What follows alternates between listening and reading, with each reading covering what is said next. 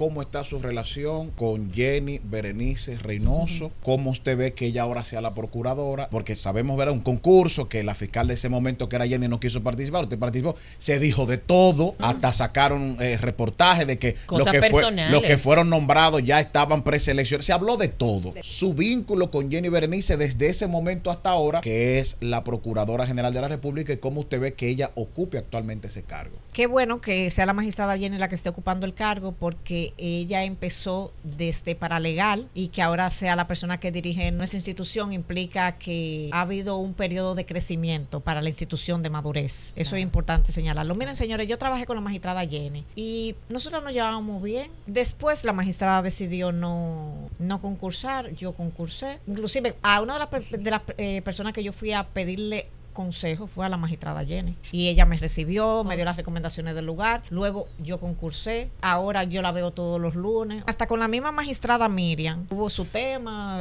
Yo con la magistrada Miriam tengo en la actualidad vean mi libro, quien estuvo en el lanzamiento fue la magistrada Miriam. Estamos de regreso en Despertar Político, y nos toca entrevistar a una mujer de poder. Ella es la procuradora fiscal titular del Distrito Nacional, doctora Rosalba Ramos. Bienvenida. Ay, sí.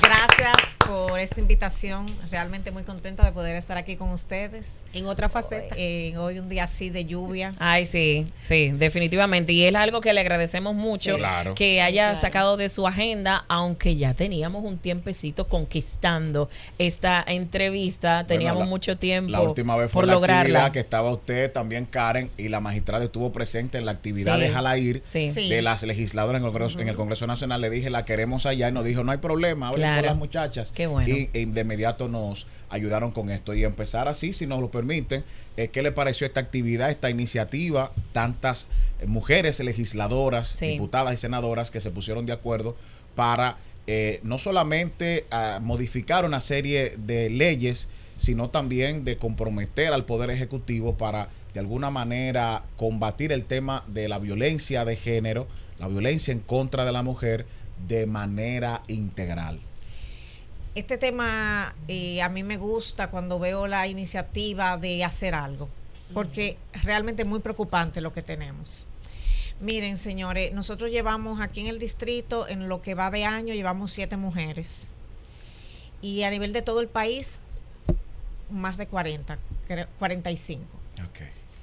Entonces, estamos hablando de que la mujer muere en el lugar donde debería estar más segura, que es en su casa. Terrible. Y de manos de quien está llamado a protegerla, que es su esposo, su marido, o incluso en algunos casos su ex marido, porque aunque nos hayamos dejado, si tenemos hijos en común, hay un compromiso de familia. Que se supone que es para siempre.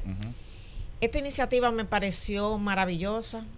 Qué bueno que se hayan unido, no importa el partido, no importa el color, porque cuando se trata de vivir, nosotros no podemos estar pensando que se trata de un partido político o de qué le suma esto a uno o al otro.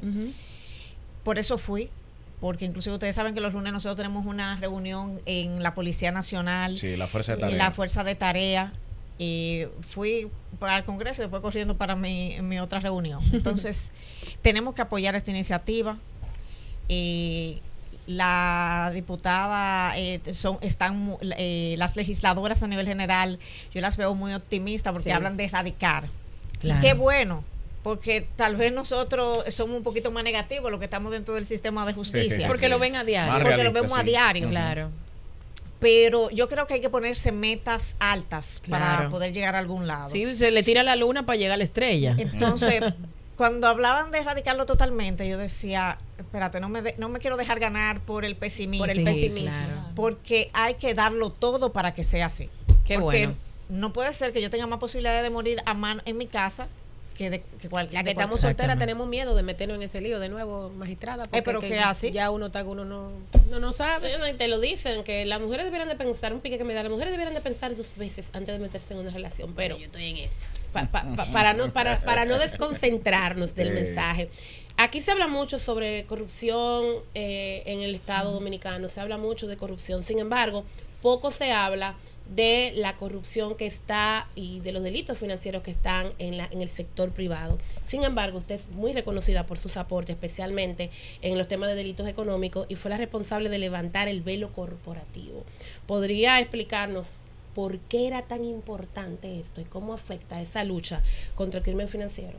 Miren, yo decidí escribir sobre este tema del levantamiento del velo corporativo en los delitos económicos, precisamente porque los delitos de sangre nos llaman mucho la atención.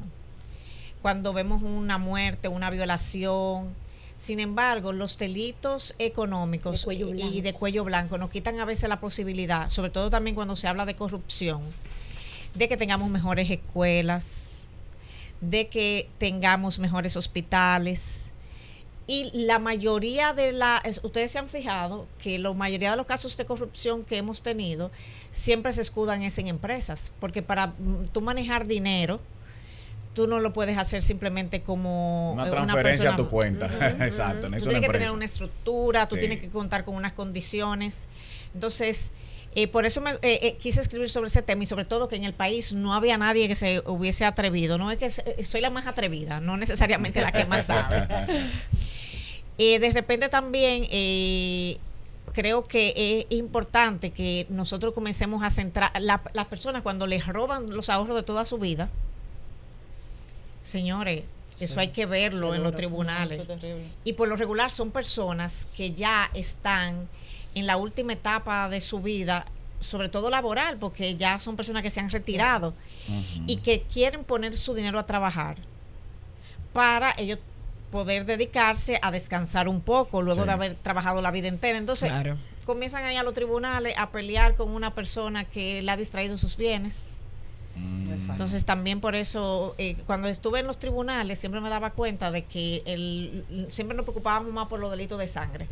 Magistrada, aprovechando la ocasión de que la mayor parte de esta tribuna somos mujeres y en el caso de Ronnie es un feminista que es pro mujer. A carta acabar, claro, sí, es pro mujer.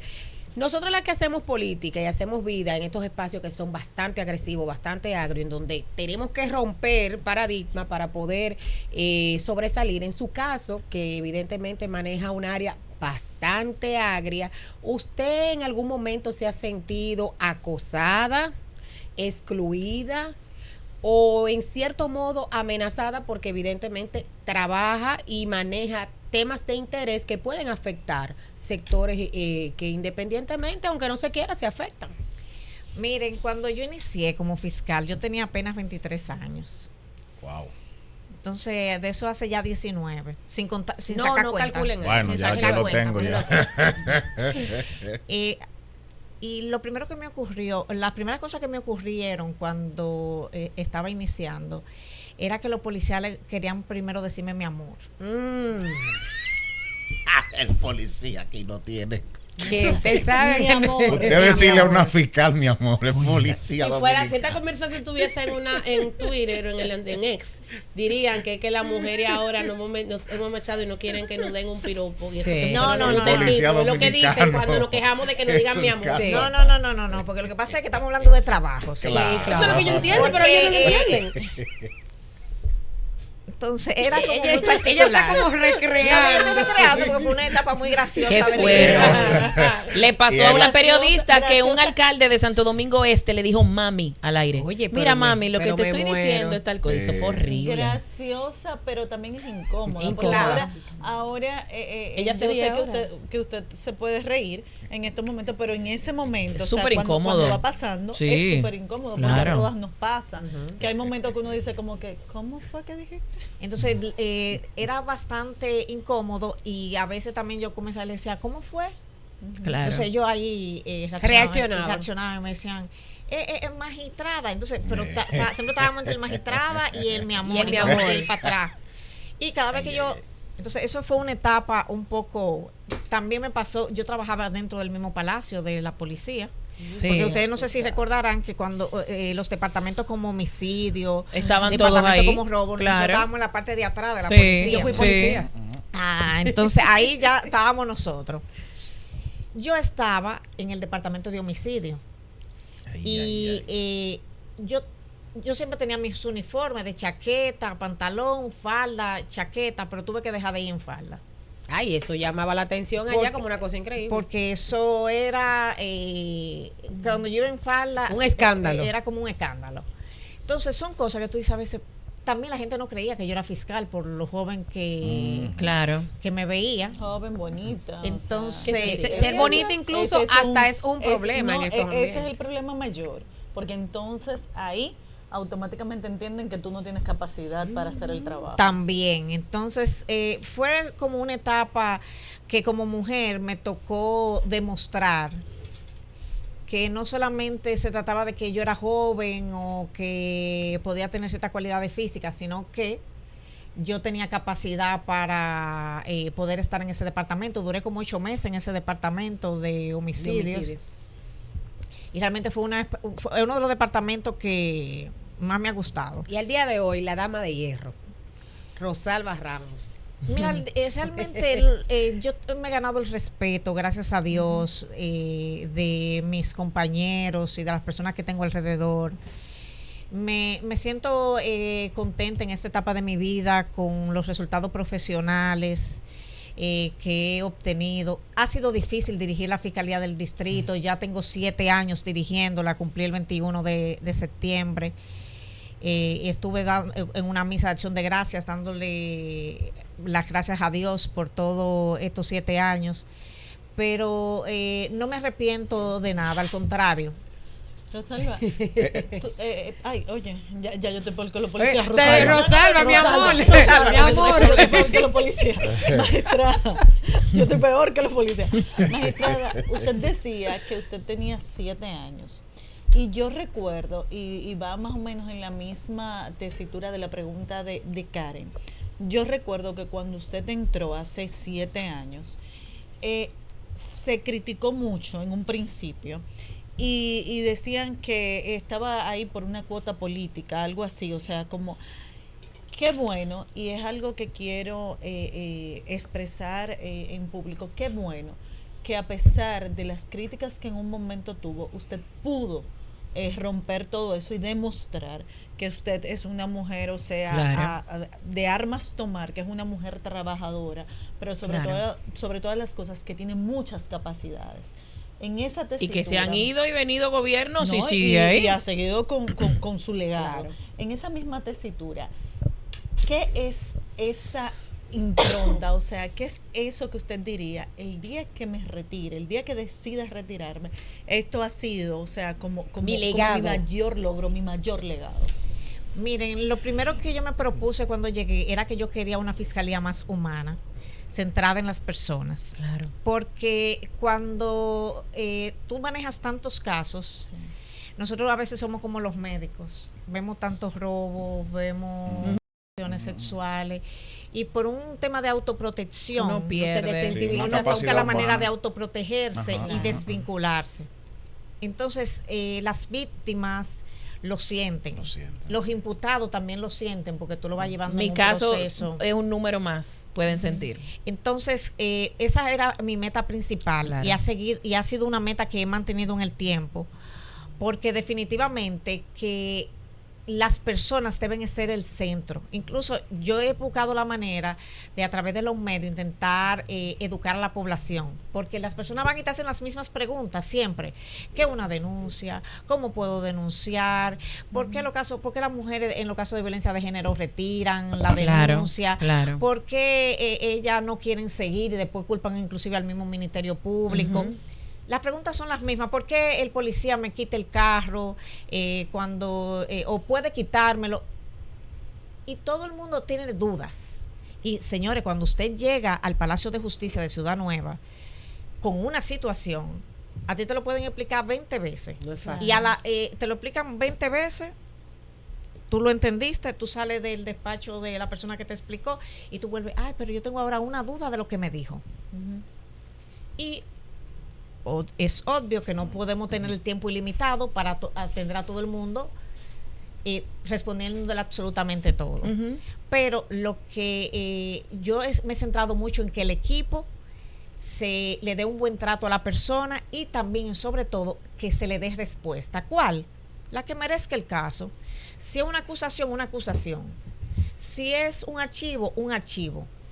Si es que necesitamos más tiempo, que se le explique que se necesita más tiempo y por qué y para qué. Exactamente. Esa conversación es importante. Claro. Es importante, sobre todo en nuestro sistema de justicia, que siempre se habla de lo precario del presupuesto, que hay muchas cosas que se caen, hay cosas a las que no se le da seguimiento por eso, y hay muchas veces sonamos como que le estamos dando una excusa. Sin embargo, es cierto lo de la falta de presupuesto. Yo vi unas declaraciones suyas hace unos días, hace un tiempo, sobre la estructura formal, informal de difamación y extorsión mediática. Sí. ¿En qué consiste esa estructura? ¿Qué usted ha visto como fiscal del distrito? Y si hay alguna manera de poder frenar eso. Estoy preocupada por el tema de la difamación, porque eso implica que muchas de las personas serias que puedan llegar a las diferentes instituciones del Estado, no me refiero solamente a lo que es el tema gobierno, Claro. se pueden sentir disuadidas de poder participar en estas instituciones, porque inmediatamente tú entras a ser una figura pública, te conviertes en un blanco. ¿Qué pasa? Que este tipo de problema sí se puede combatir denunciando las personas que se sientan vulneradas en ese sentido. Sí, porque, claro. Esa instancia privada, ¿verdad? En parte. En parte. Sí, a instancia privada, pero nosotros participamos dentro del Ministerio Sí, Público. sí, Muchas sí, veces sí, lo sí, que hacemos claro. es que lo convertimos. Qué bueno que usted mencione Sí. esa parte. ¿Dónde entra lo público en esto? Miren qué es lo que pasa. La participación de nosotros es en cuanto a las investigaciones. Ok. Porque cuando una persona va y pone una denuncia por difamación, y sobre todo cuando se trata, que en la que nosotros tenemos participación es en la que tiene que ver con la ley de delitos de alta tecnología. Sí. Básicamente nosotros primero mandamos el DICAT para certificar que eso está, que sucedió de esa manera, y que eso se convierte en un elemento de prueba, que ya sea si nosotros lo acompañamos a la persona o si se convierte en acción privada. Ese es su elemento de prueba para demostrar la difamación. Magistrada, cuando por usted los hizo- medios digitales. Cuando Claro. usted hizo ese comunicado, yo recuerdo que usted incluyó nombres específicos. Entonces, eso significa que ya hay denuncias en contra de esos comunicadores. Mira, nosotros tenemos denuncias contra muchísimas personas que yo inclusive ni siquiera mencioné. O sea que la lista es más larga. La lista es larga. Lo que inclusive eso dio como resultado que algunos tuvieron acercamientos y pudimos hablar a propósito de todo este tema. Porque hay veces que estamos haciendo daño y creemos que eso no está repercutiendo. Claro. Claro. Y ahora por hacer contenido en las redes sociales, que eso llama la Le atención, encanta, tiene hay gente que es muchas adicta. vistas y El reproducciones. morbo. Pero, Bueno. tenemos que tener cuidado. Claro que Inclusive, en estos días yo también estuve hablando sobre el tema de la difamación. Yo siempre, como les digo, hablo sobre diferentes temas. Para educar. Buscando educar a la población. No tanto a la comunidad jurídica, porque la comunidad jurídica coge un libro y la mayoría saben de los temas de los que yo Claro. hablo. Es más para el ciudadano común, Sí, para claro. que pueda tener acceso a la información. Magistrada, ahí en ese orden, yo recuerdo que ese tema cuando lo traje aquí, tenía la preocupación de la delgada línea que había entre lo que es la libertad de expresión, la libertad de prensa y también el derecho al honor y buen nombre que tiene cada persona. Y nosotros, los que tenemos una formación académica como periodistas, sabemos muy bien dónde radica esa diferencia. Pero a nivel de la justicia, ese comunicado, recuerdo que incluso generó una rueda de prensa en el Colegio Dominicano de Periodistas de parte de algunos colegas que se animaron para apoyar la iniciativa en eso que nosotros muy bien entendemos, pero también advirtiendo o haciendo el llamado de que se cuide esa frontera casi borrosa entre una cosa y la otra. Yo creo en la libertad de expresión. Yo creo en que todos tenemos derecho a expresarnos. Lo que sí siempre debemos tener cuidado es cómo esas expresiones y manifestaciones que tenemos pueden dañar a una persona. Ahora, no es lo mismo que coja un micrófono un ciudadano de a pie que tiene una preocupación, que dice, mira, Una denuncia. y se siente mal tal vez por un servicio que se le haya dado. Yo he tenido la mala suerte de que tal vez me ha pasado de que tengo un ciudadano que se siente mal con un servicio de la fiscalía y sale a hablar mal de mí. Y no por eso yo le voy a poner una denuncia por difamación, ni eso va a proceder. Porque él se está expresando y está bajo una circunstancia específica. Ahora, no es lo mismo que ustedes como periodistas tomen el nombre de una persona y comiencen a atribuirle hechos específicos sin pruebas y que pueda ir contra la honra de esa persona. Entonces, la libertad de expresión es una conquista que todos debemos conquistar y proteger. Debemos mantener esa conquista y protegerlo. Claro. Aquí existe la presunción de inocencia, se supone. Porque yo he dicho que por la mediatización de las redes, lamentablemente, aquí ponen los nombres de las personas y automáticamente para las redes esa gente tú eres culpable. Y aún esa persona, o sea, salga del proceso y ya no pese ninguna culpabilidad sobre esa persona, tiende a ser culpable. Entonces, claro, mediáticamente para las redes. Entonces, en esa misma tesitura, en estos días vi un caso donde se decía que una persona creo que era militar, había como que había tratado, no sé si era que había violado o ¿ustedes recuerdan ese caso, chicos? El caso de San Cristóbal. El caso, exactamente. Que supuestamente había violado a una joven de ahí, ¿verdad? Pues resulta que ahí vi en los periódicos que en ningún momento se puso su nombre. Y en otro espacio que estaban diciendo, bueno, pero eso es lo correcto, no deberían de poner el nombre de la persona mientras no se sepa si es real, mientras no se hagan las investigaciones del lugar. Entonces, ¿es así realmente como deben de ser los procesos?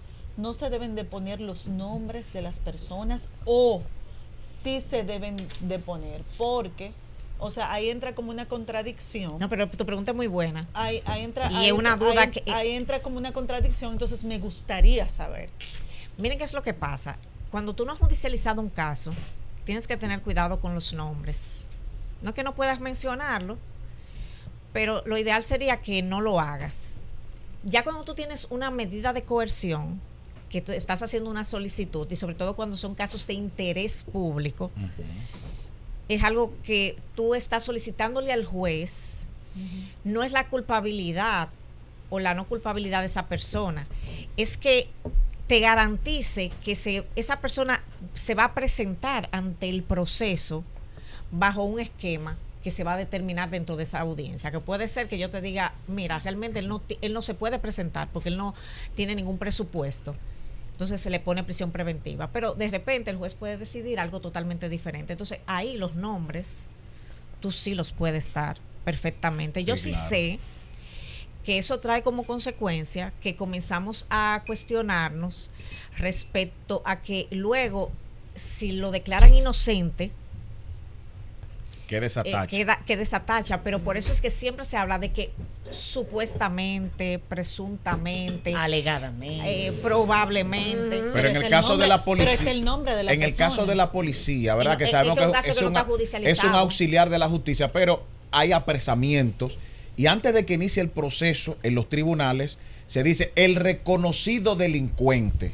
¿Esa parte es correcta o usted observa en eso una oportunidad de mejora? Hay una oportunidad de mejora. De acuerdo. Ahora, nosotros estamos luchando con el nuevo código de que exista algo que se llama reiteración delictiva. Que han salido a criticarnos mucho a propósito de eso. Para el código procesal, ahora que se está discutiendo, perfecto. ¿Por qué nosotros queremos esto? Yo tengo... con el tema de robo, por ejemplo, hay veces que yo tengo una persona que yo la someto 10 veces. La persona llega a acuerdos con las diferentes víctimas, pero vuelve y sale. Reincidente. Entonces, no tiene una condena, porque nunca ha sido condenado por el tipo penal de robo. Por eso cuando lo matan, entonces uno ve que fulano tenía tanta ficha y uno dice, ¿qué hacía en la calle? Exactamente. Entonces, por eso es que estamos solicitando lo que se denomina la reiteración delictiva. ¿Y qué implicaría esa tipificación? No es una tipificación. Esa figura. Lo que más sería es para que el juez tome en cuenta cómo va a ser que una gente que lo condenaron a 30 años está libre. Y eso pasa en este país. Pero muchas Claro, veces. Lo vemos a cada rato. Eso pasa en este país. Que una persona condenada a 30 años está conociendo sus recursos en libertad. ¿Por Cuando- qué se da esto? Ay, mira, Por tanta eso es cosa. otra discusión. Magistrada. Porque cuando no tiene una sentencia definitiva, el proceso se reinicia, inmediatamente hay una apelación. Pero miren qué es lo que pasa. Nosotros en este país tenemos que aspirar a seguir. Hemos tenido muchas conquistas, pero todavía hay muchas Claro. oportunidades de mejora Sí, sí, en sí. todos los sentidos. Porque de eso no escapa tampoco el Ministerio Público, porque yo no quiero. Yo estoy consciente de las cosas que nosotros como institución también tenemos que mejorar. Ujú. Ahora, señores, tenemos que tener cuidado, porque por eso es que si una persona que ya tiene 10 casos de robo y tú vas ante el tribunal y le pides, dale prisión preventiva, porque hablamos del abuso de la prisión preventiva, pero Sí. por lo menos aquí en el distrito, yo voy a hablar del distrito, que es la jurisdicción que a mí me corresponde. Nosotros tenemos menos de 500 presos preventivos. El distrito. Sí, el distrito nacional. ¿De cuántos? Como hay como 13,000 o 12,000 a nivel nacional. No, hay, No, a no, nivel no, en el nacional distrito, en el 25,000. distrito. ¿Cuánto? A nivel nacional hay 25 Preso, pero preventivo, creo que son como la mitad. Preventivo, el distrito tiene menos de 500. Menos de 500, personas. correcto. Pero digo que a nivel nacional, el universo de privados de libertad son como 25,000, Son ¿verdad? más del 50%. Y más del 50% son preventivos. O sea que yo digo que si de 13,000 que hay a nivel nacional más o menos, solo en el distrito, que es una provincia, o sea, súper poblado, más que cualquier provincia, 500 no es nada. 500 es No un es número no bueno. es, claro. Porque gracias a Dios nosotros conocemos nuestros procesos rápidamente y en menos de un año ya nosotros tenemos respuesta, por lo menos la primera sentencia. ¿Y cómo puede entonces replicarse eso a nivel nacional? otras demarcaciones. Porque en, Sí, en la sí, Fiscalía del Distrito es un éxito y lo hemos visto que ha funcionado. ¿Cómo podrían los otros fiscales también replicar ese modelo? Miren, nosotros con esas reuniones que estamos haciendo los lunes hemos logrado cosas importantes. ¿Cómo cuáles? Sí, es bueno La saber. tasa, déjame ver cómo homicidio. explicamos esto, porque la Sí, tasa pues. de homicidio. La tasa de homicidio del Distrito Nacional en este momento es de un solo dígito. La tasa de ¿qué implica esto? Anteriormente la teníamos en 16, 15%. Anual. ¿Cómo estamos? Que, Por debajo de 10, un solo dígito. ajá, en un solo Anual. dígito. Sí, pero puede ser Sí, 7, anual. 8, 9, Pues, 9. la de ok, este ok. mes, porque nosotros lo vamos, el acumulado, es decir, desde enero hasta este mes es de 7. 17. La de este mes ha subido un poco, porque ustedes supieron lo que pasó en el Millón, Sí, que el señor que mató a su esposa y a la suegra. Y falta diciembre, que es el mes más difícil. Que esperemos Sí, que en diciembre es el mes más difícil Claro, para nosotros. claro. Esas definitivamente. cifras de homicidio, ¿cómo se calculan? ¿Se calculan Por homicidios? cada 100,000 habitantes. Sí, pero ¿qué se toma en cuenta? ¿Son todos los homicidios o son los homicidios que se hacen mientras hay un tema de riña o feminicidio como en este caso? Todos los o el homic- robo? todos los homicidios. ¿Incluye intercambio de disparos de la policía? Todos los homicidios. Excelente. Porque se ha querido en los medios de comunicación tergiversar Por eso. las últimas Por eso. estadísticas que se han Claro. dado de homicidio, queriendo desligar o decir que se ha cambiado el modelo de cómo hacer la estadística, diciendo No. que los intercambios de disparos no se están calculando dentro Por de eso las pregunto. estadísticas de Claro, homicidio. claro. Y yo creo que sería bueno aprovechar su presencia aquí para resaltar esta parte, porque han querido como mover una situación. voy a aclarar esto. La tasa de homicidio de un país no se mide por como tú creas. O sea, yo no puedo venir y decir, ok, vamos a medir ahora los robos de esta manera. O vamos a medir los delitos de alta tecnología de esta manera. No es que hay un estándar. Como se mide en Honduras, como se mide en Perú, como se mide en Costa Colombia. Rica, en Colombia todos tenemos el mismo protocolo para mismo medirlo. estándar, claro. ¿Qué no entra en la tasa de homicidio? Un delito como si yo mato a una persona en defensa propia. Claro. Esa claro. es otra historia. Bueno, Se que hay una entiende. eximente de la misma porque ley. hay de Porque hay hecho. una eximente de la Sí, misma ley. ujú. Pero para eso tiene que recorrer el camino de Sí, que se claro, declare de que como sea un juez que lo exacto. determine así. Exactamente. O que un fiscal le dé el archivo correspondiente si tienen los elementos de prueba suficientes como para hacerlo. Ah, excelente. Entonces, eso no es como yo quiera que se mide. Qué bueno que lo diga. Porque yo quisiera que se me midiera de otra forma. a mí me gustaría que me midieran mi población flotante en el Distrito Nacional a la hora de los homicidios. O sea, que son gente que ni son de aquí, que vinieron a una fiesta en el distrito y pasó de paso. Inclusive también me gustaría que me midieran, que no me midieran a los extranjeros en la tasa de homicidio. Sin embargo, sí. Porque ellos, si usted está, ¿qué pasa? Muchas veces tú no está contabilizado dentro del censo, pero cuando matan a esa persona, entra dentro de la tasa. De la estadística. Entonces, no está vivo para una cosa, pero muere para otra. Como ocurre con las muertes, pues la mortalidad materna, justamente, que hay una población de extranjeras que muere aquí, que entró ilegal, pero al momento de que ocurre la desgracia, porque es un deceso, sí cuenta las estadísticas. Magistrada. Sí, tienes razón. Tiene mucho Cuando sentido. entró el gobierno del presidente Luis Abinader, uno de sus grandes estandartes tenía que ver con la lucha contra la corrupción. Sin embargo, y se volvió una práctica muy común, decían que durmieran con ropa, porque hacer los allanamientos se volvió un pan y circo. Llegaban de noche, toda una parafernalia, no le dejaban a veces a la persona ni siquiera que se pusieran ropa. Esta práctica es una práctica común de este proceso, o era algo que tenía que ver más con farandulizar esta problemática. Miren, los allanamientos son traumáticos de por sí. Yo le puedo decir que un allanamiento es traumático tanto para la persona que es objeto del mismo como para quien lo está realizando, porque es de mucha tensión. Claro. En ese momento, por supuesto, que había un componente de que político, de mediatizarlo, pero le voy a decir, los allanamientos son traumáticos. Para mí, cuando un equipo mío va a salir a allanar, yo estoy preocupada y estoy pensando, y lo primero que se le dice cuando van a salir es que tengan cuidado, que primero permitan que la policía acordone el área. Claro. Nosotros solamente podemos allanar durante el día. Si voy a allanar en la noche, necesito que el juez me lo autorice. Sí. Si el juez me lo autoriza, lo puedo hacer. Precisamente porque es una garantía de que sea un poco menos traumático, porque yo te voy a decir algo, una cita de la fiscalía es traumática. La gente cuando hasta de un alguacil. Claro. Sobre todo. Claro, sí. Algo Eso genera así. estrés. Hay un cuento en algo así que falló una notificación a Capotillo, y era un callejoncito que él no pudo entrar, tuvo que dar una vuelta, pero cuando fue a entregar la notificación, que quien la iba a recibir, en lugar de firmarla, le sacó un puñal, el cupo por el callejón. Claro. Ay, mi madre. Ahí mismo. El cupo. Se volvió más Magistrada, ancho. hay algo que a mí me gustaría saber, y es que ahora mismo estamos hablando del Ministerio de Justicia, que este ministerio, de hecho, de alguna manera le va a quitar algunas responsabilidades a la Fiscalía, a la Procuraduría Fiscal, con relación al tema administrativo. Sí.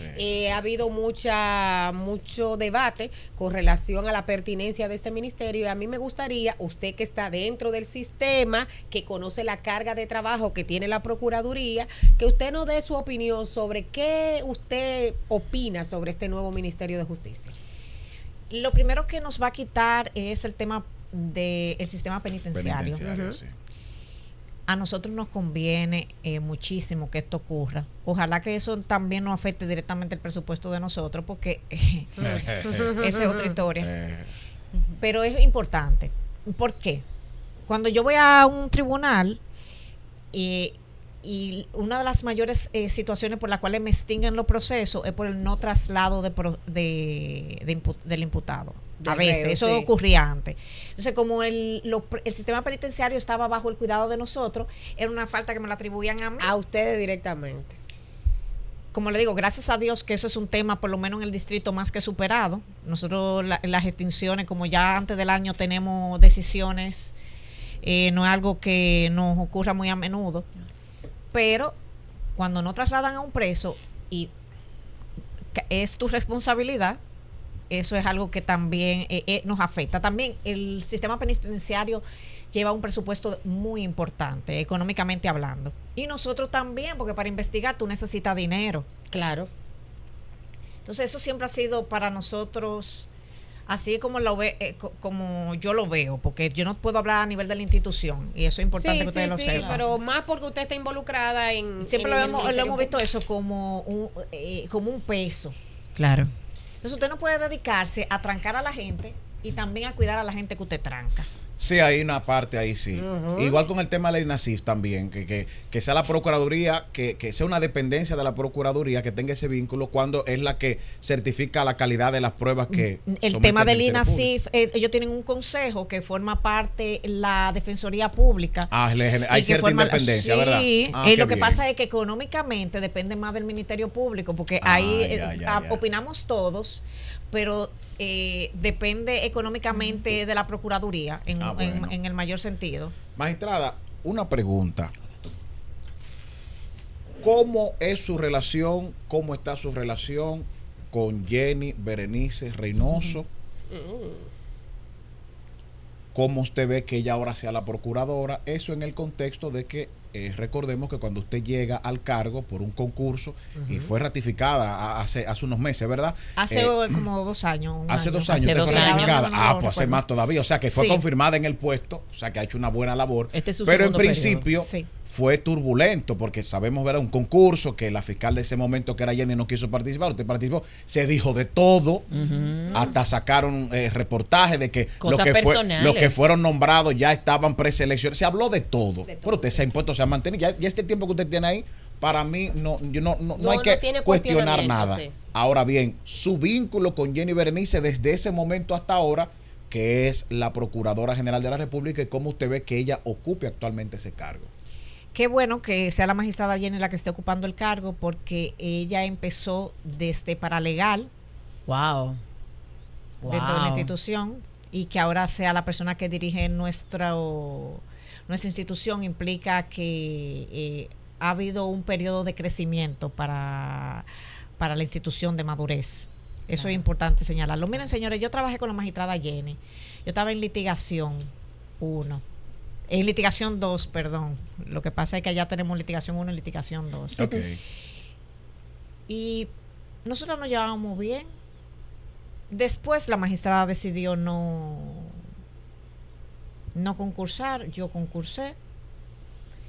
Inclusive, tengo para decirte que antes de yo ser fiscal titular del distrito, yo fui fiscal titular de Santo Domingo Oeste. Yo no sé si ustedes lo recordarán. Sí, lo recuerdo. Y que fui la primera fiscal de esa demarcación, porque ellos nunca habían tenido fiscal titular. Yo le he dado seguimiento, lo recuerdo. A una de las personas que yo fui a pedirle consejo fue a la magistrada Jenny.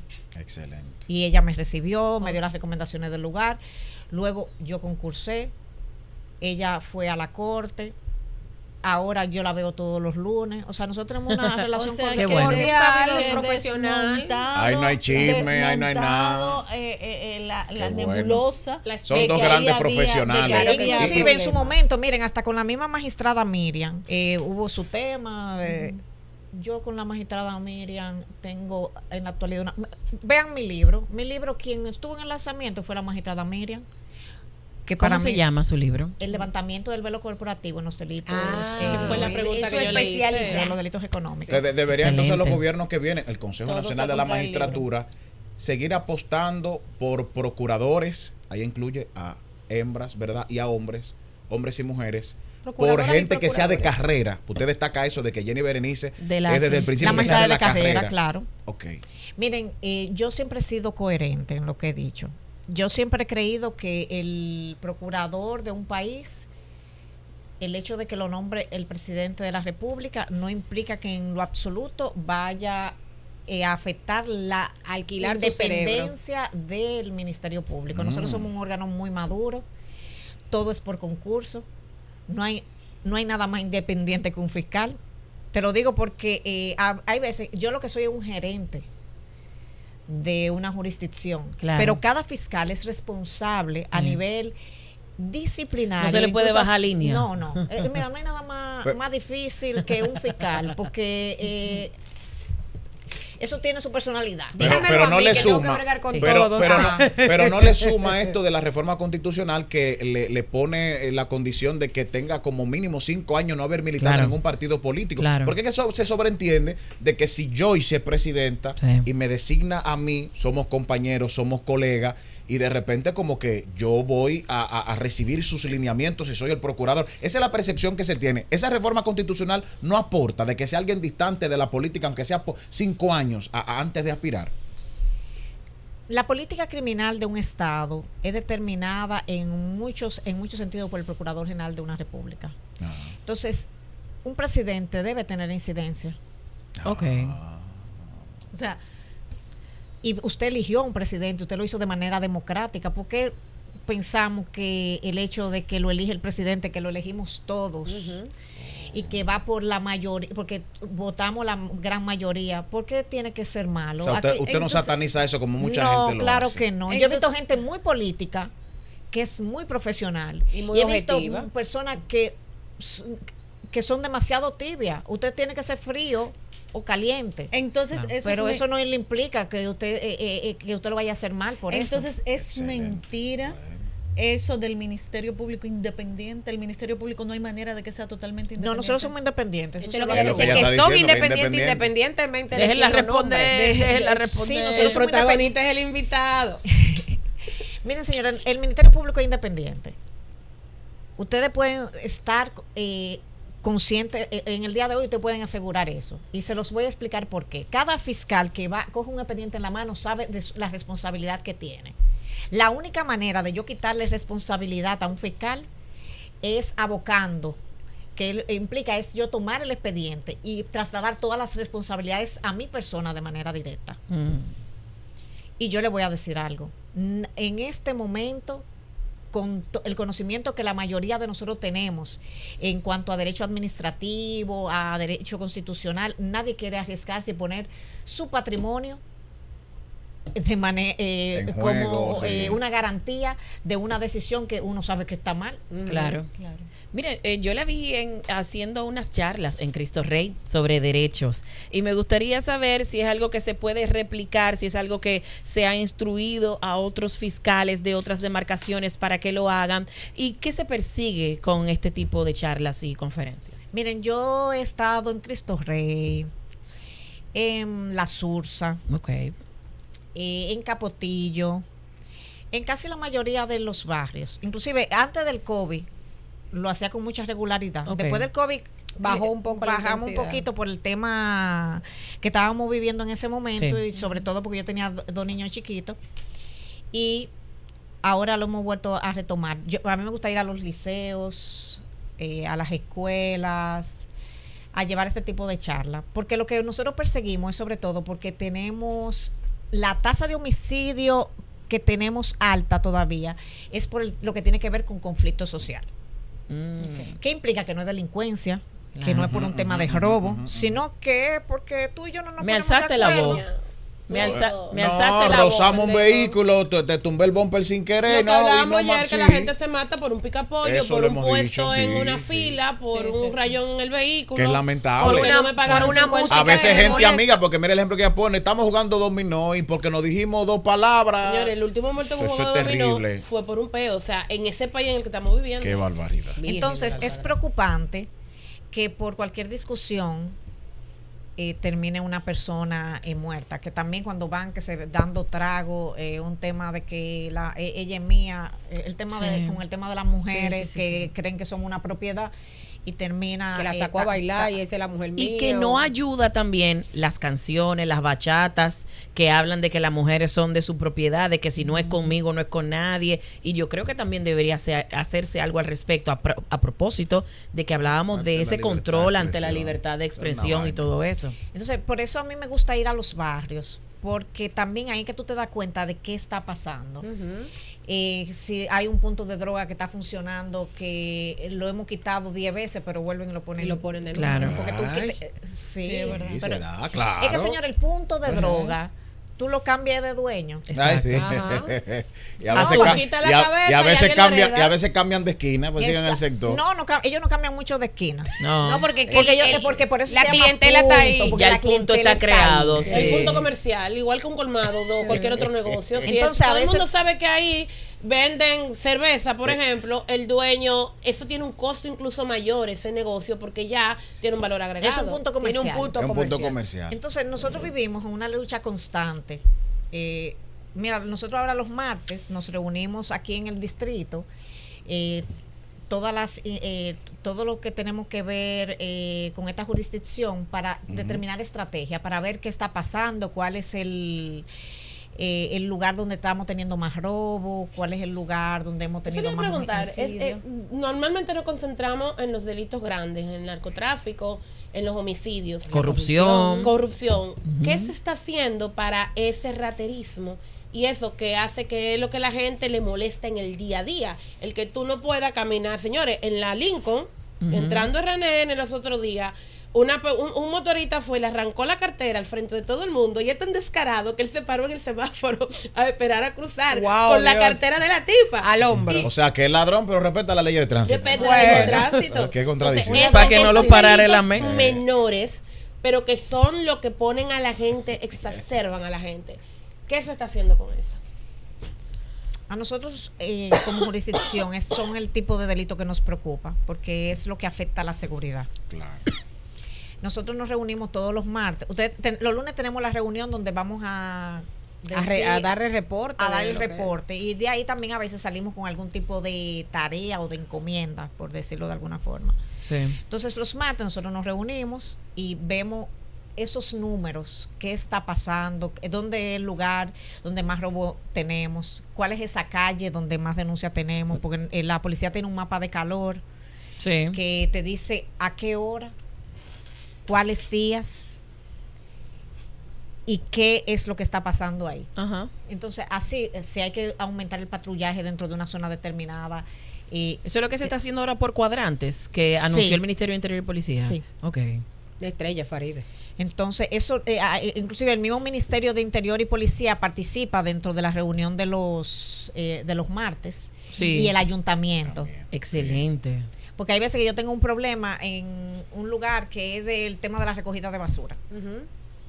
Y eso no lo va a solucionar ni la policía ni la fiscalía. No, claro. Entonces, O un lugar donde hay mucho. Y eso genera, ellos eso también genera una situación, lo de la basura. O sea, genera situaciones que llegan a la fiscalía. La falta de iluminación. Ajá. Claro. Cuando hay ruido también, eso son cosas que generan malestar Okay. que la Y persona conflictos sociales también. Claro. O por una vecina tirar la basura a otra, mire, eso es terrible. Se han visto muchísimos casos. Hay muchos líos que están terminando de convivencia en Torres. Por eso es que yo he dicho aquí que hay que fortalecer esa parte de orientación. Porque a veces... Por eso le preguntaba de las charlas. No, excelente. Claro. Yo creo en eso porque digo, si usted está diciendo como Estado que la tasa de homicidio que tenemos, que aunque está bajando en gran porcentaje, no es al delito, me refiero a la parte delincuencial, sino a conflictos sociales, pues hay que atacar esos conflictos sociales. Claro. Lorisbel. Hay un antes y un después del 8 de abril del 2025 con el caso del Jet-Set. ¿En qué va este caso? ¿Qué se puede esperar? Porque lamentablemente, o sea, de una manera u otra, en un principio todos estábamos como si fuera con antorchas para prender, o sea, para prender una hoguera y quemar al señor Antonio Espaillat. No, de verdad, o sea, pero la justicia, o sea, tiene un proceso, tiene sus formas. Entonces, este caso, ¿cómo va y qué se puede esperar? Miren, yo creo que lo que ocurrió ese día cambió la vida de todos. Claro. Porque ya incluso tuve que lo que antes no era noticia, tú vas a un lugar y te cae una gotita de agua y ya la persona... Hemos acuñado el término de techofobia. Sí, yo creo que sí. Mira, no lo había escuchado, pero... Sí, techofobia. Sí, nosotros hemos hablado mucho aquí hasta cuando caen de no pasar por ahí. En las tiendas chinas, en los supermercados. Al pregonero le digo que nos llegan denuncias con video y fotos. Los primeros meses eso era prácticamente diario, que al correo del periódico nos mandaban fotos y videos de plaza, bares, discotecas. Eso era una cosa, digo yo, no, pues ya no se va a poder ir a ningún lado porque ahora la gente ahora se ha dedicado a grabar una filtración sí preocupa. Miren, para nosotros como fiscalía, que fuimos los que nos tocó levantar los 200 y pico de muertos, le puedo decir que fue bastante impactante. Y realmente al final nosotros hicimos lo que nos correspondía, que fue presentar la medida de coerción. Ya el tribunal fue que determinó, nosotros pedimos prisión preventiva, pero el tribunal decidió algo totalmente diferente. Inclusive, a pesar de que se apeló, la Corte también optó por ratificar lo mismo. Ya lo que nosotros... Y lo del homicidio involuntario, que es lo que se ha criticado mucho en cuanto... Porque la ley es la ley, la que tenemos ahora, Sí, el Código claro. Penal, que dice que la máxima son 2 años. Y la gente le preocupó mucho que se utilizara la figura del homicidio involuntario y que luego se quisiera poner el caso como complejo. Yo misma lo critiqué, sin tener un conocimiento profundo de derecho, que no lo tengo, y por eso le hago la pregunta. Yo misma critiqué en su momento cómo se va a declarar este caso complejo a 18 meses si la pena para el homicidio involuntario son 2 años. Entonces, ¿no pudo haberse utilizado otra figura que tal vez tuviera más peso en ese sentido? Miren, las cosas son lo que son. No se podía. Okay. Porque legalmente usted puede tener un deseo como persona, pero como profesional usted está llamado a hacer lo que manda la ley. Sí. Yo no le puedo dar la calificación jurídica que yo entienda o que yo quiera a un proceso, sino la que tiene. Yo no voy a hablar del caso Yetse porque es un caso que se está conociendo. Okay. Es un caso que entonces yo pudiera ser claro. recusada. Pero yo les voy a contar de otros casos que yo he tenido. Yo he tenido casos donde yo he querido acusar a la persona. Y adivinen qué pasa. No encuentro. ¿Cómo? No. ¿Por dónde? El elemento jurídico. Entonces yo tengo que ser primero que todo confiable e íntegra. Y si, aunque yo te quiera acusar y aunque me convenga acusarte profesionalmente hablando, lo que corresponde es archivarte, yo debo hacerlo. Qué fuerte. Qué difícil. Es difícil, pero estoy llamada a hacerlo. Claro. Porque ¿cómo usted va a entender con un profesional que hace las cosas a medida de lo que le gusta, lo que quiere o lo que desea? Si usted va donde mí y yo le digo, sí, vamos a acusárselo porque la persona me cae mal. Entonces, el día que usted también me caiga mal, yo lo voy a procesar a usted. Sí.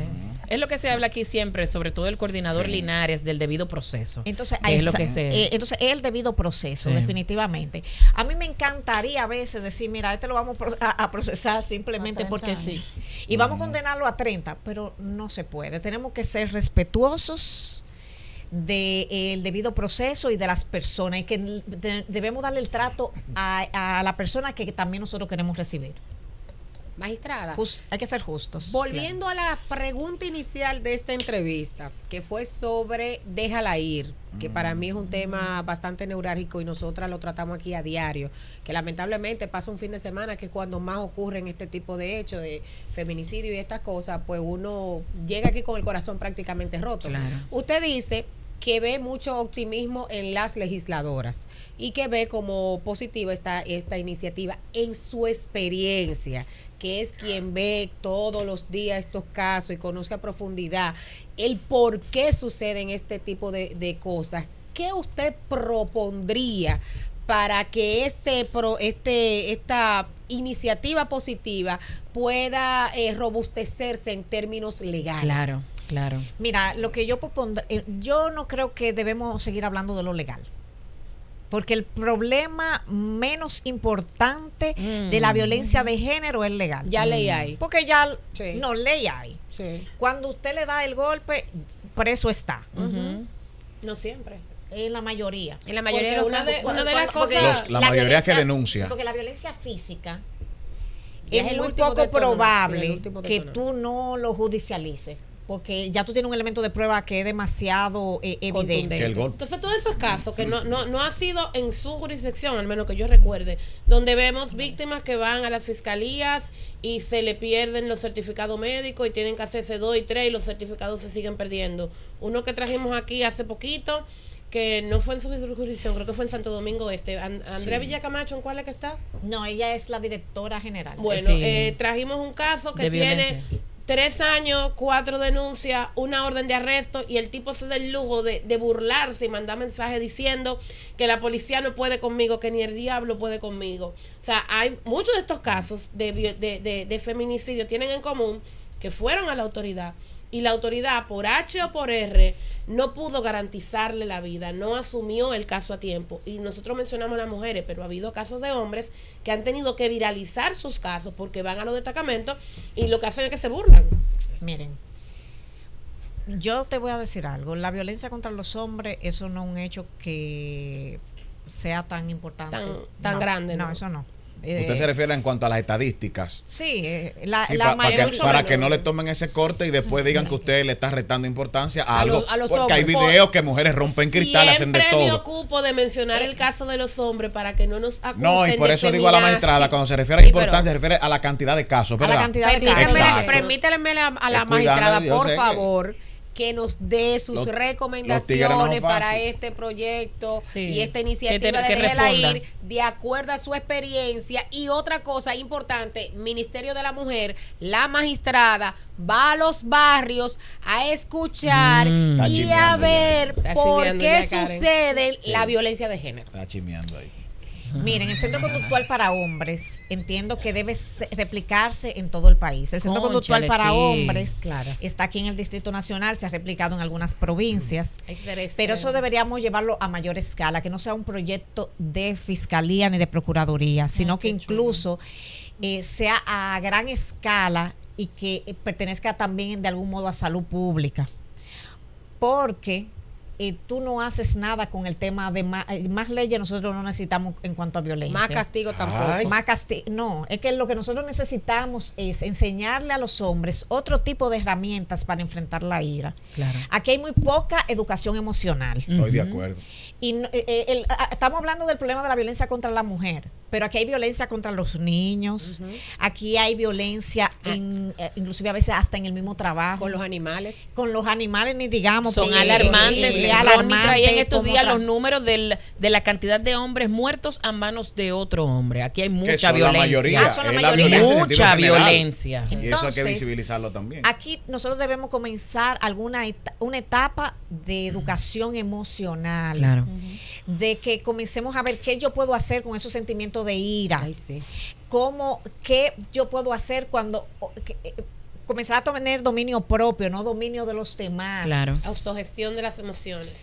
Porque a este nivel que vamos, no es solamente que van a matar a las mujeres, es que están matando muchos hombres y estamos maltratando a los niños, que son los que están subiendo. Claro. Tiene que haber educación también con los niños, niñas y adolescentes en los colegios, porque es que la violencia es un tema cultural. Sí. Miren, yo voy a decirlo. Cuando yo estaba en el Congreso con este tema de Déjala Ir, a mí me sorprendía escuchar a los mismos legisladores que hablaban en un lenguaje como de que no estaban dando permiso de vivir. Así mismo. Porque, y no lo están haciendo por mal, es por un tema cultural. Y estructural. No le gusta el nombre, social. déjala ir. El nombre de la campaña no le gusta mucho. ¡Ah! Ay, ¡Míralo Dios ahí! mío. No. ¡Míralo ahí! Ya lo habíamos. Diablo, y Pero discutimos yo eso aquí claro. y yo peleé Déjala ir, defendiendo ¿a Kimberly. dónde? Kimberly, no fui yo, la fiscal dice que no te da acuerdo. ¿Por qué, No, fiscal? pero espérate, Para que el corte esté Yo completo. te voy a decir algo. Sí, ¿por qué no le gusta? Kimberly, entiendo que ella hizo lo mejor que pudo Y tiene hacer. una buena Claro. intención, Tiene eso una es intención innegable. que miren, No, yo la no. yo Esa reforma estoy integral Usted la apoyando. apoyó, no usted tiene fue allá, usted desperdicio. fue, usted Y fue. yo estoy inclusive desde mis redes he replicado Oye, de manera ministra. personal y profesional la apoyo. ¿Y por qué Claro. no le gusta el título de la El campaña término. Déjala ir? Porque lo siento como Porque una propiedad. Déjela- es totalmente machista. Sí, se oye. Porque usted no un me tiene poco- que dejar ir. Bueno, Porque yo no soy, para usted déjame ir porque yo soy suya. por supuesto. Pero esa no es la práctica realmente.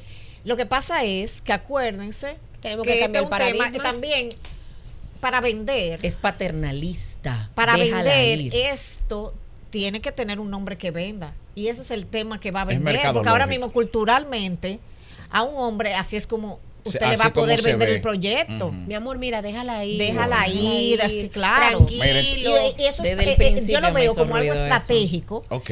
para poder llegar al público que necesitamos, que es el de los hombres. Ujú. Porque yo te apuesto que todos los hombres van a estar de acuerdo con ese título.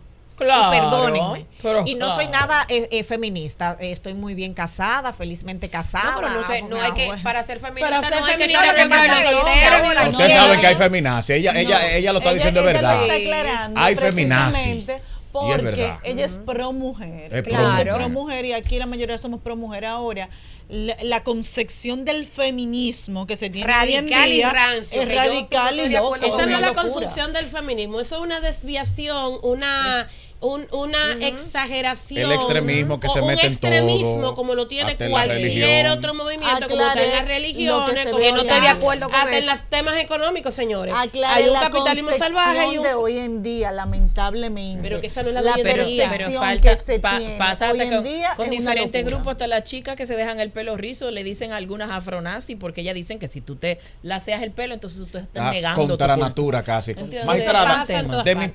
parte, justamente quería finalizar con algo de la campaña que a mí me llama la atención porque en la práctica sería como lo idóneo, Sí. pero que no sé, y usted sí maneja estadísticas, qué tan viable sería, porque yo sé que hay un componente económico de por medio. La propuesta dice que hombres que tienen órdenes de alejamiento por un tema de violencia de género, se les coloque un grillete. Entonces, ese brazalete, ese grillete, ¿verdad? Tengo entendido que tiene un costo económico. No sé si el Estado No es tendrá baratico, capacidad ¿no? No es baratico. en No es base, barato. no es barato. De hecho, vemos que eso se le coloca a gente de cierto nivel en los casos que se ventilan en los tribunales.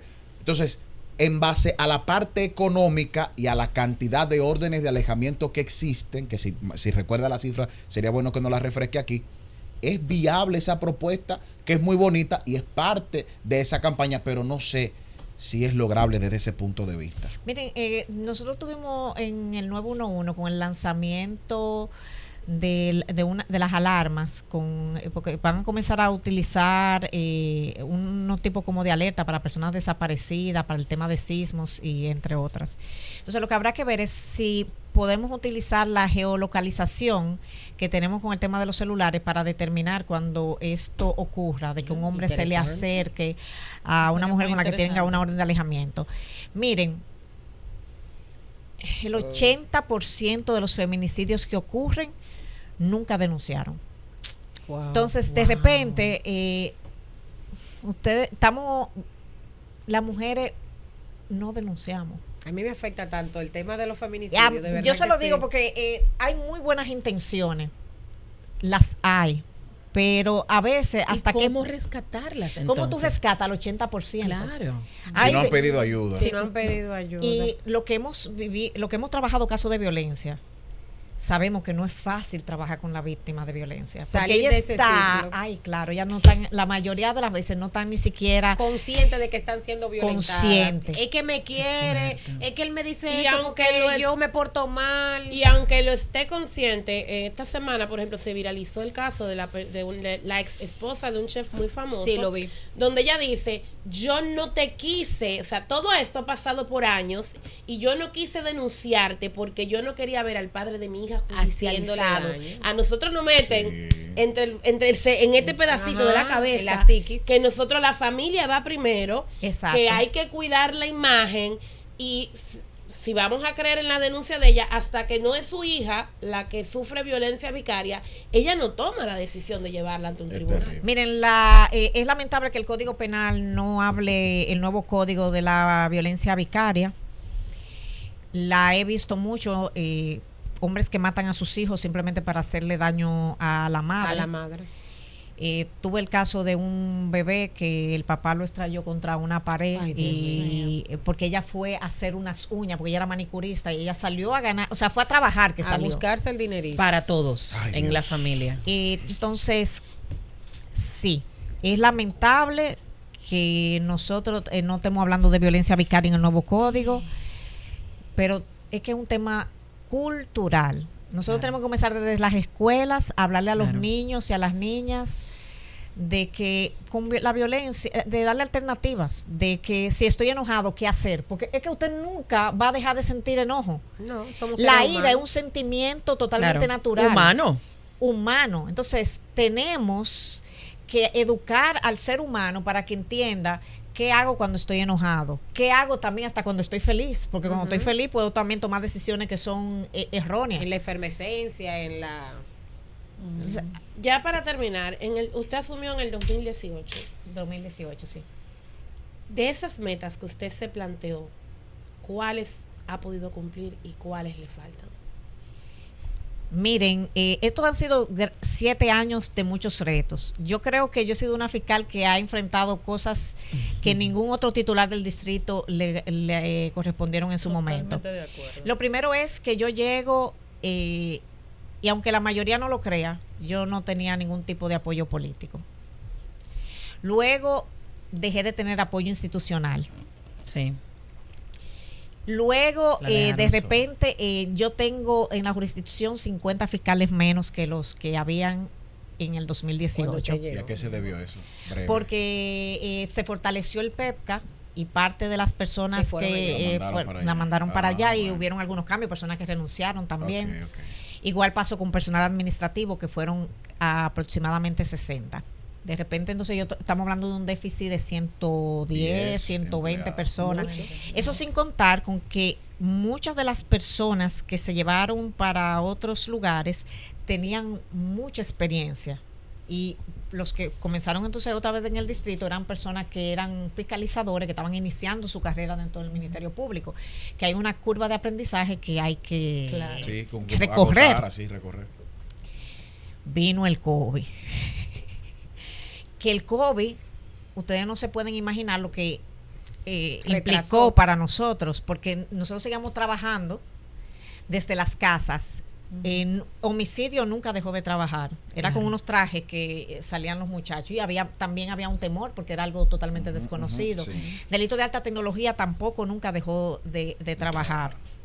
Todos los otros delitos se cayeron en un 40 y un 50% la denuncia, pero seguíamos dándole respuesta a todos los demás casos y judicializando los casos de robo que tampoco nunca se paralizaron. Yo he crecido mucho como profesional porque me tocaron tantos retos que no creía que fuera posible. Cuando yo me vi con 100 y pico de personas menos, yo dije, no, pero esto va a haber que cerrarlo. Y sin embargo, salió a camino. He salido a camino. Lo que he mostrado es solamente los éxitos. Claro. Yo no soy una mujer que se queja de lo que le hace falta, sino que con lo que yo tengo he tirado para adelante y sigo tirando para adelante. Ya lo que me queda es un año dentro de la jurisdicción. ¿Y se puede repetir? No, porque luego de 2 periodos. Señores, ya yo creo que yo he sido la fiscal que más tiempo ha estado y sobre todo que duré 4 años. Le toca ascenso, magistrada. Amén. Dígaselo al consejo. ¿Qué va después de ahí? ¿Procuradora adjunto? De corte. Ok. Entonces, ya lo que me queda con este año es ir cerrando algunos capítulos. Yo soy madre de 2 bebés. Claro. Yo tengo otras cosas que me gustaría dedicarle tiempo, porque por ejemplo estoy en tesis doctoral. Wow. Entonces, para eso necesito un poquito de tiempo. Claro. También al consejo se me quiere dar licencia para eso. No, mentira. Bendiciones al consejo. Al Consejo Superior del Ministerio Público, que es nuestro órgano de gobierno del Ministerio Público. Hola, consejo. Y la verdad es que yo no soy una mujer que se conforma porque sigo poniendo metas, pero sí soy una mujer muy agradecida y todo se lo debo a Dios y se lo agradezco a Él, porque donde yo creía que cuando yo creía que ya yo no podía, Él me dio nuevas fuerzas y sobre todo que me ha dado la oportunidad de demostrar que con poco se puede seguir adelante y que yo sigo mostrando resultados. Mira, tenemos más de, en tema de droga, este año nosotros llevamos más de 200 allanamientos en droga solamente. Wow. Microtráfico. Sí, microtráfico. Y mira el caso de la piratería que dimos en estos días, que ahí hicimos 30 y pico de allanamientos y tenemos víctimas como Netflix, como Universal Studios, muchas con redes de tarjeteros, de los chiperos que más de 20 millones de dólares se manejó ahí. Wow. Y criptomonedas, y nosotros sin embargo un idioma que no hablamos y logramos, metieron mano en buen dominicano. Exactamente. Entonces, magistrada, muchísimas gracias. Bueno, gracias pero a antes de ustedes. cerrar esto, necesitamos quiero otra decirle a la entrevista. audiencia de Despertar Político que no siente lo que nosotros sentimos aquí con la magistrada, la buena vibra. Increíble. Nos increíble. aprovechamos de usted porque tenemos que, Sí, ¿verdad? aprovechamos. Nos aprovechamos Sí. porque ella ha dedicado mucho tiempo para conversar con esta audiencia y dedicarnos tiempo a nosotros. Y si nos quedan preguntas. Agradecida, orgullosa como mujer, como abogada y como un ente social de tenerla a usted como representante en el ministerio. Bien, eso es así. Yo le dije que Nos era un anotamos plato ahí. fuerte. Y que ese Es lo que ascenso toca. llegue, ¿verdad? Despertar política.